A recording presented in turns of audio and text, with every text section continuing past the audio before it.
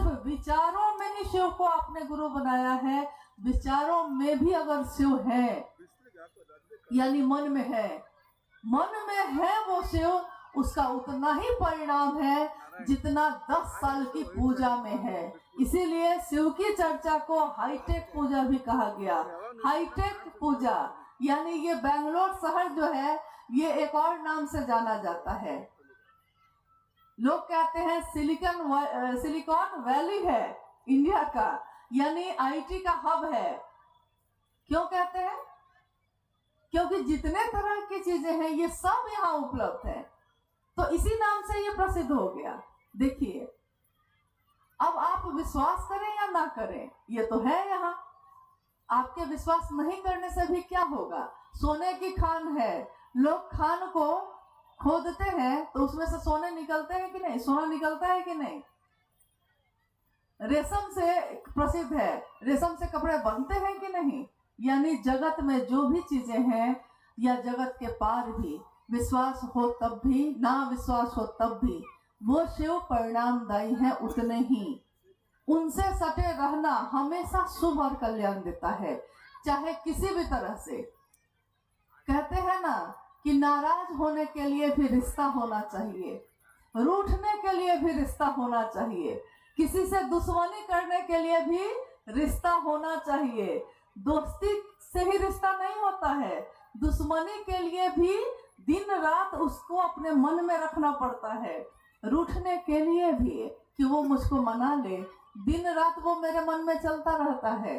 तो चाहे किसी भी तरह से शिव से हम जुड़े, यानी दीक्षा शिव के लिए मेरे मन में विचार का प्रारंभ, किसी भी तरह से हरि से लागी रहो रे भाई, तेरा बनत बनत बन जाए।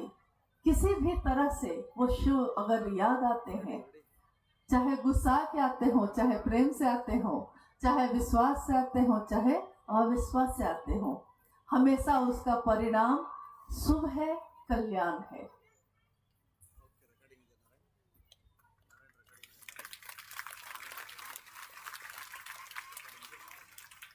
एक अंतिम जिज्ञासा,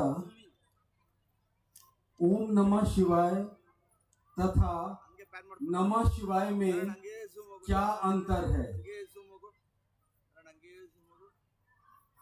हालांकि ये जिज्ञासा नई नहीं है, लेकिन तब भी आज भी जब नई जगहों पे जहाँ शिव गुरु का कार्य करने हम जाते हैं, तो लोग ये बात जरूर पूछते हैं कि आप तीसरे सूत्र में नमः शिवाय से प्रणाम करने के लिए क्यों कहते हैं? पूरा तो ओम नमः शिवाय है, फिर नमः शिवाय सिर्फ क्यों करें? ओम में तो पूरा शिव ही है, ओम क्यों नहीं करें? तो देखिए, व्याख्या पे जब हम जाएंगे तो व्याख्या तो इसकी बहुत लंबी चौड़ी है।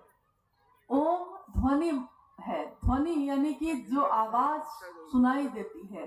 अभी मैं इस टेबल पे ऐसे जोर से मारूं तो इसमें एक आवाज सुनाई देगी, ये है ध्वनि। लेकिन जो मैं बोल रही हूँ वो है शब्द, यानी जो मुंह से निकलता है वो शब्द है, लेकिन जो आवाज होती है उसमें ध्वनि है, मेरे कानों तक पहुंचती है वो। ओम की अपनी व्याख्या है बहुत बड़ी, और है वो सच्चाई ये है कि हाँ, वो महामंत्र से जुड़ा हुआ है, नमः शिवाय से जुड़ा है, सम्मान के लिए जुड़ा है, क्योंकि नमः शिवाय एक ऐसा मंत्र है जिसमें हर जगह सम्मान देने के लिए ओम लगाया गया है बहुत जगहों पे। लेकिन बहुत जगहों पे सिर्फ नमः शिवाय है। जैसे भारत देश में गीता प्रेस है, उसकी किताबें निकलती हैं तो उसमें नमः शिवाय आपको दिखेगा, और बहुत सारे शास्त्र में भी दिखेंगे।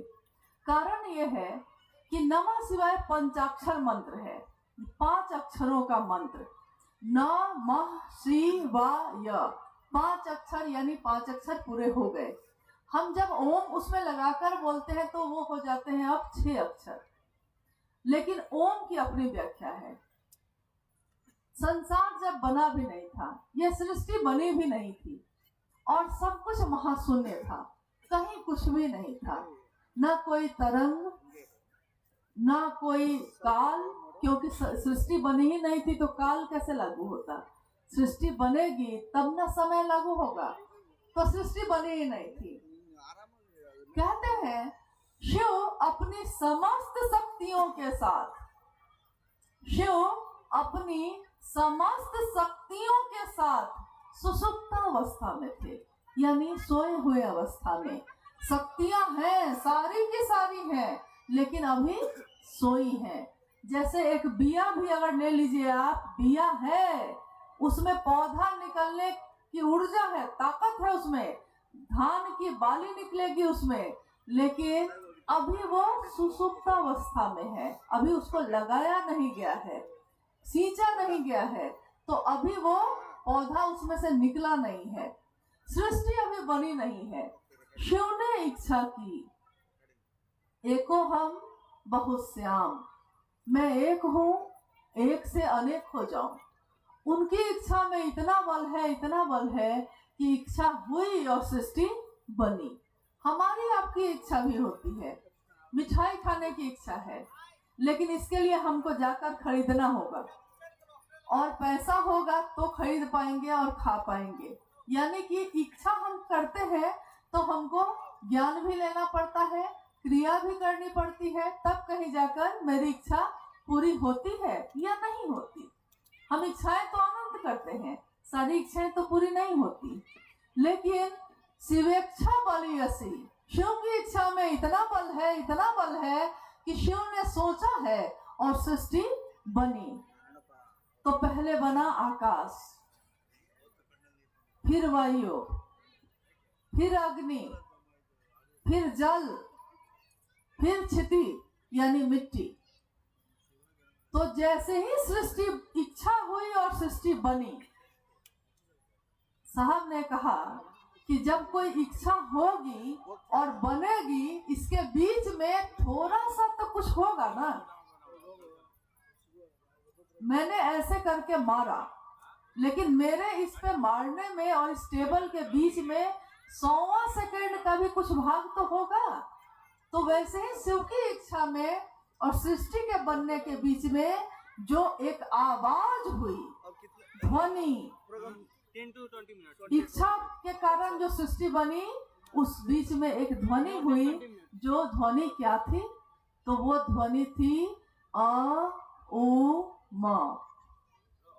अ को उत्पत्ति, उ को स्थिति और म को लय माना गया है, अ उ म। लेकिन वो ध्वनि ऐसी थी जो अगर एक साथ सुना जाए तो उस ध्वनि में आवाज आ रही है ओम, यानी ये ध्वनि है। लेकिन अभी ये ध्वनि जगत के बाहर ही है, अभी सृष्टि अब बनी, अब इसके बाद बनी। जैसे ही सृष्टि बनी, आकाश तत्व बना। हमारा आपका शरीर भी 5 तत्वों से बना है, ये दुनिया भी 5 तत्वों से बनी है।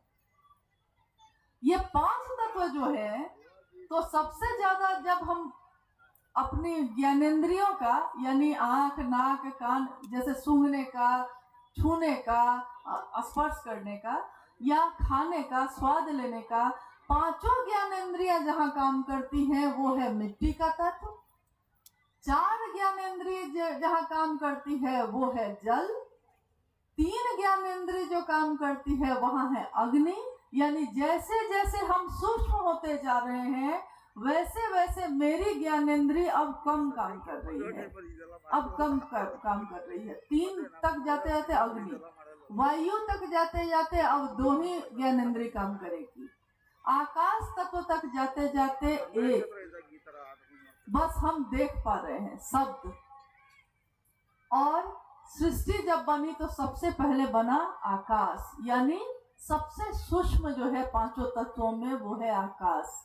और वही ओम जो ध्वनि थी, सृष्टि के बनते शब्द जो पहला बना, वो हमारे शास्त्र और हमारे हजारों वर्षों की जो संस्कृति है वो कहती है कि वो है नमः शिवाय। यानी सृष्टि ने झुककर उस शिव को प्रणाम किया, जिस शिव की इच्छा से वो पैदा हुई है। शिव की इच्छा से जो भी चीज सृष्टि होती है, वो सबसे पहले क्या करेगी? उसको प्रणाम, शिव को प्रणाम। तो पहला जो शब्द आया नमः शिवाय, इसीलिए ओम ध्वनि है और शब्द जो है वो है नमः शिवाय। धरती पे चूंकि हम रह रहे हैं, तो शिव को प्रणाम करने के लिए हम नमः शिवाय मंत्र का प्रयोग करते हैं। अब नमः शिवाय देखिए सांस पे करने का, साहब के जीवन में आया था, सांस पे चढ़ा था नमः और शिवाय उतर गया था, यही हुआ था ना। इस घटना को तो जानते हैं ना आप लोग सब कोई। मुजफ्फरपुर में एक जिला है बिहार में, मुजफ्फरपुर, वहां का एक प्रखंड है, ब्लॉक है तुर्की। साहब के पिताजी उस समय वहां पे प्रिंसिपल थे टीचर ट्रेनिंग कॉलेज के, आज भी है वो जगह, आज भी आता है वो। और उस अहाते में 1975 का समय था। 1974 में साहब ने शिव को गुरु बनाया था। उसके 1 वर्ष होते होते वो अकेले बैठे हैं आम के पेड़ के नीचे, हवा का झोंका आ रहा है जा रहा है, कहीं कुछ भी नहीं है, सब कुछ शांत है, कहीं कुछ दूर दूर तक दिख नहीं रहा है। अचानक सांस के साथ साहब ने देखा कि सांस जो आई है मेरी, हवा का झोंका जो आया है, तो उसके साथ नमः चढ़ा है, और जब सांस निकल रही है तो शिवाय उतर रहा है, ये दिख रहा है उनको। और यही घटना जो थी उसको उन्होंने बनाया तीसरा सूत्र, यानी शिव के शिष्य अजपा जप विधि का सहारा लेते हैं अपने गुरु को प्रणाम करने के लिए। और इसके लिए आपको किसी भी साधन की जरूरत नहीं है, क्योंकि वो साधन तो हमारे शरीर में ही है, सांस लेते हैं छोड़ते हैं, उसी सांस पे नमः को चढ़ाना है और शिवाय को उतारना है सामान्य गति पे।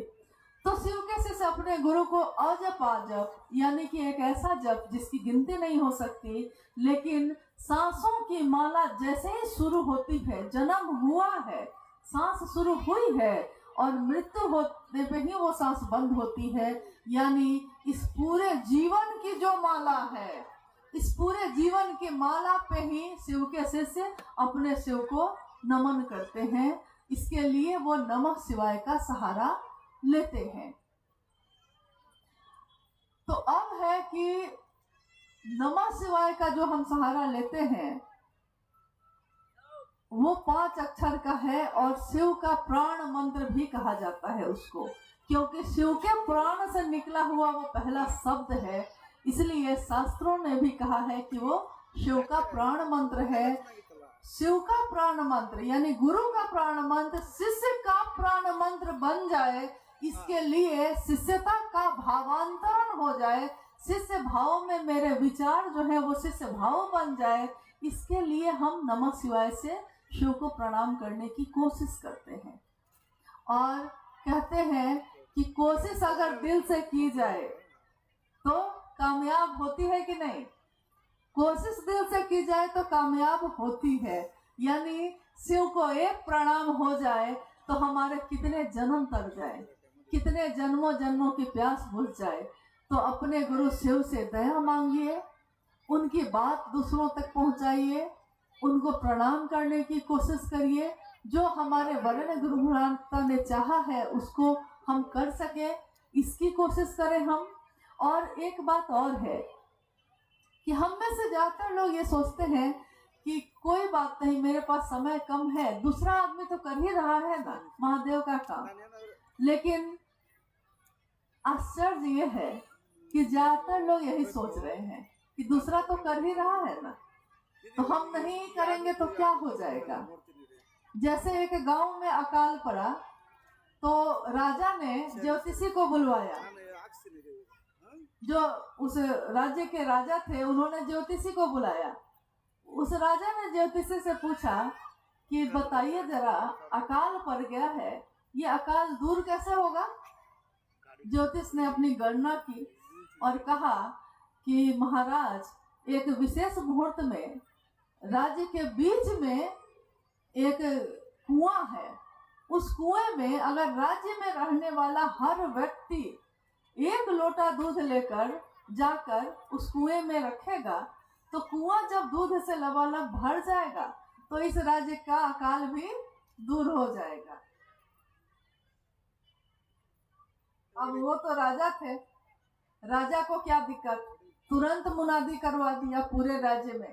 राजा ने मुनादी करवा दी कि इस दिन इस समय में राज्य के सारे लोग आएंगे और 1 लोटा दूध के साथ आएंगे, कुआं में डालेंगे और फिर जब सारे लोग डाल देंगे तो अंतिम लोटा दूध का राजा को खुद लेकर जाना था।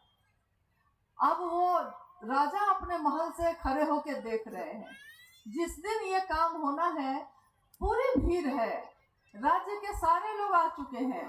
राजा को तसल्ली हुई, उसको लगा कि चलिए सबने मदद की है, सबकी मदद मिली है तो अकाल दूर हो जाएगा। अंत में जब सारे लोग अपने लोटा का जो दूध था डाल चुके, खबर आई राजा के पास कि अब अंतिम लोटा लेकर आपको चलना है। राजा गए कुआं के पास और जैसे ही उन्होंने अपने लोटे के दूध को उसमें डालना चाहा, उन्होंने देखा कि कुआं भरा हुआ तो है, लेकिन क्या चीज से? पानी से। क्योंकि सबने ये सोचा कि सब तो दूध ले ही जा रहा है, हम 1 लोटा पानी ले जाएंगे तो क्या पता चलेगा, तो नहीं पता चलेगा उसमें। लेकिन आश्चर्य की बात ये थी कि ज्यादातर लोगों ने यही सोचा। अब 2, 4, 10 जो दूध पड़ा होगा उसका तो अस्तित्व ही खत्म हो गया होगा। राजा को बड़ा आश्चर्य हुआ, उन्होंने बुलाया, पूछा तो पता चला कि सबने यही सोचा कि दूसरे सब तो कर ही रहे, इतनी तो भीड़ है, सब तो कर रहे हैं तो हम एक नहीं करेंगे तो क्या होगा। जैसे हम लोग भी आज यहाँ बैठे हैं और हम लोग सोच रहे हैं कि इतने लोग तो शिव है ही, सब तो करते ही होंगे, एक हम ही थोड़ा सा नहीं करेंगे तो क्या होगा, महादेव का काम तो हो ही जाएगा ना। लेकिन हम भूल जाते हैं कि हर व्यक्ति की अपनी सहभागिता है, हर व्यक्ति का अपना जीवन है। मैंने कहा है कि मेरे गुरु शिव हैं, आपने कहा है कि आपके गुरु शिव हैं। मैं जो करूंगी मेरे गुरु का रिश्ता और शिष्य का रिश्ता जो है उसमें परिणाम आएगा, आप जो करेंगे आपका परिणाम आएगा। लेकिन हमारी शुभकामना है और साहब दीदी से आशीर्वाद की आकांक्षा कि हम सबके मन में ये बात आए कि जाना तो है लेकिन लोटा में दूध लेकर जाना है, यानी कि पहुंचाना है ये संदेश। ये साहब हरिंद्र का संदेश है, जन जन तक पहुंचाना है। इसमें हमारा ये शरीर काम आ जाए, आपका ये शरीर थोड़ा काम आ जाए, इससे सुंदर बात और कुछ भी नहीं हो सकती। अरे जगत में तो सबके लिए हमने कुछ न कुछ किया है, थोड़ा अपने शिव के लिए भी करके देखते हैं।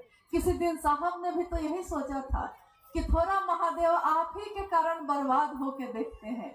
लेकिन जो मोहब्बत में पड़ जाता है, जो प्रेम में पड़ जाता है, फिर सारी दुनिया एक तरफ हो जाती है और प्रेम का पलड़ा सबसे भारी होता है। मंसूर के लिए कहा जाता है कि वो कहता था कि खुदा है, खुदा है। राजा जो वहां का था वो कहता था कि मैं ईश्वर हूँ, मेरा गुणगान करो। वो कहता था कि नहीं, तुम नहीं हो ईश्वर, ऊपर कोई और है। तो उस राजा ने कहा कि मुझसे ताकतवर कौन है। उसने मंसूर को सूली पे चढ़ा दिया, सूली पे, फांसी पे चढ़ा दिया।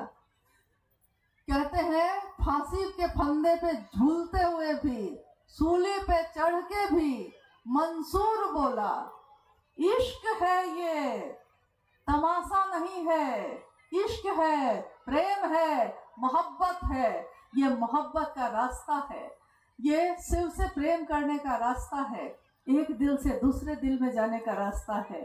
थोड़ा सा तो हम दूसरे में दे सकते हैं।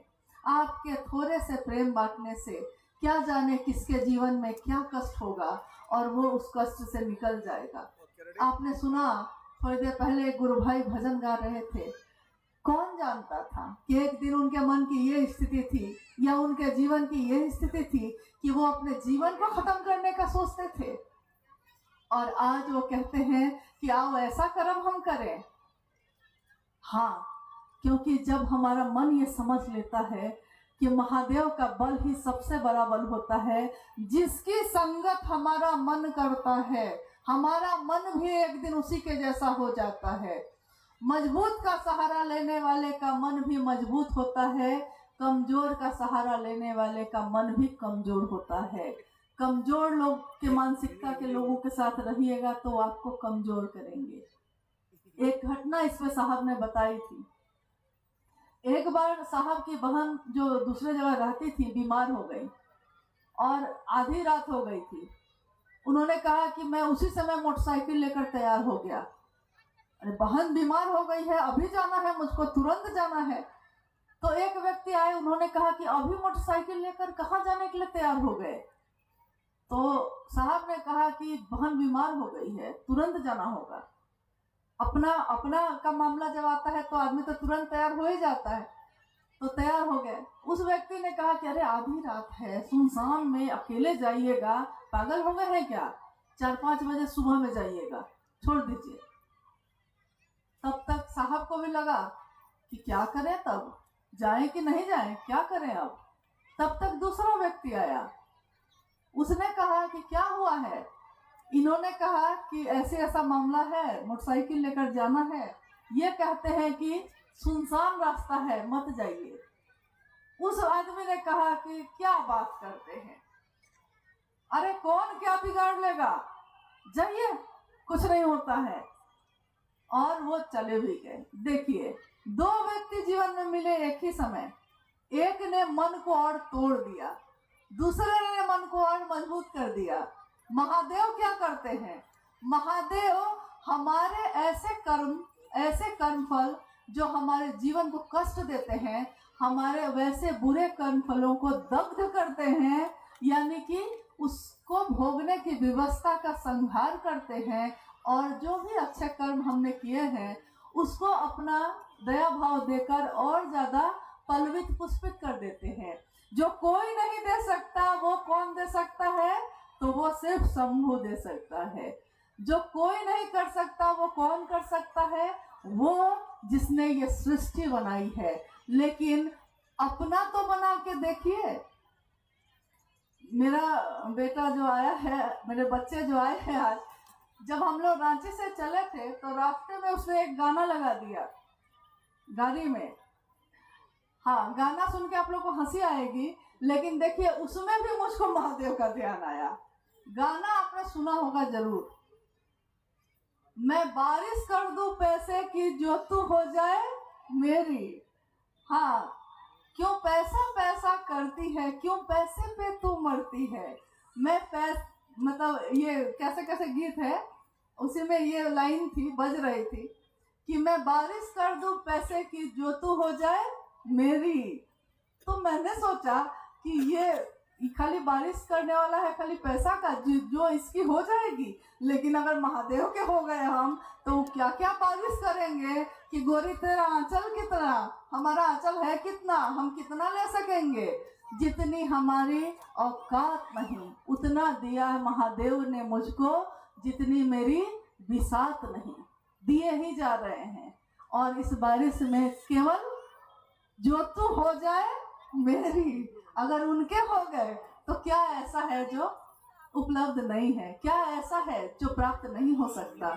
लेकिन जो शिव को चाहेगा, जिसने शिव को चाह लिया है, वो दुनिया की कौन सी चीज चाहेगा? क्या ऐसा है जो उसके मन को खुश कर देगा? महादेव के सिवा कुछ भी ऐसा नहीं होता। साहब के जीवन में तो कितनी चीजें थी, कहाँ उन्होंने भोगा, भोग भी मिला, मोक्ष भी मिला, लेकिन शिव का शिष्य इन दोनों चीजों को छोड़ देता है और कहता है महादेव आप बस मुझको चाहिए और कुछ नहीं चाहिए। एक बच्चा जब रोता है, उसकी माँ आती है, एक छोटा बच्चा, जैसे अभी बच्चे रो रहे थे, दूसरा आदमी उसको गोद में लेके घुमाने लगता है, उसको मिठाई देता है तो वो फेंक देता है, उसको खिलौने देता है वो फेंक देता है, उसको टॉफी देता है वो फेंक देता है। और जब माँ आती है तो उसके गोद में चढ़ के खिलखिला के हंसने लगता है। उसको माँ चाहिए। तो जिसको महादेव चाहिए उसको इस जगत की चीजों से बहुत कुछ वास्ता नहीं रहता। फकीरी है तब भी अमीरी का मिजाज है, कुछ नहीं है या है लेकिन मेरे गुरु शिव हैं, ये सबसे बड़ी बात है। तो हम सबका निवेदन है कि आज का ये शिव गुरु महोत्सव जो आयोजित हुआ है हमारे वर्ण गुरु भ्राता साहब के इच्छा के प्रतिफल के रूप में। और आज ये मैदान भी अब छोटा हो रहा है। अब बताइए अगली बात क्या कही जाए, कि अगली मुलाकात कहाँ की जाए, क्योंकि एक दिन हॉल छोटा हुआ था, अब मैदान भी हो जाएगा छोटा। तो कितना महोत्सव होगा, कितना कार्यक्रम होगा, बहुत नहीं हो पाएगा। लेकिन मेरे गुरु शिव रहेंगे, आपके गुरु शिव भी रहेंगे, और हर व्यक्ति शिव को पुकारेगा। ये काम मेरे आपके द्वारा हो सकता है। तो हम सब अपने जीवन में अपने गुरु शिव का उत्सव प्रतिदिन मनाएं। वैसे लोगों के पास जाकर जिन्होंने अभी तक शिव को गुरु नहीं बनाया है, मेरा निवेदन है कि हम सबों की प्रार्थना है कि इस बात को जरूर दूसरों तक पहुंचाइए। अभी सुबह में एक चर्चा साहब की सुन रही थी, उसमें साहब कह रहे हैं कि मैं पैर पकड़ता हूं आपके, मैं आप सबके पांव पकड़ता हूं, प्रार्थना करता हूं कि मेरे गुरु शिव की स्थापना में मेरी मदद करिए, मेरा सहयोग करिए। क्या हम इतने अधम हैं कि अपने साहब के इस निर्णय में, अपने साहब के इस संकल्प में उनका साथ इतना भी नहीं दे सकेंगे?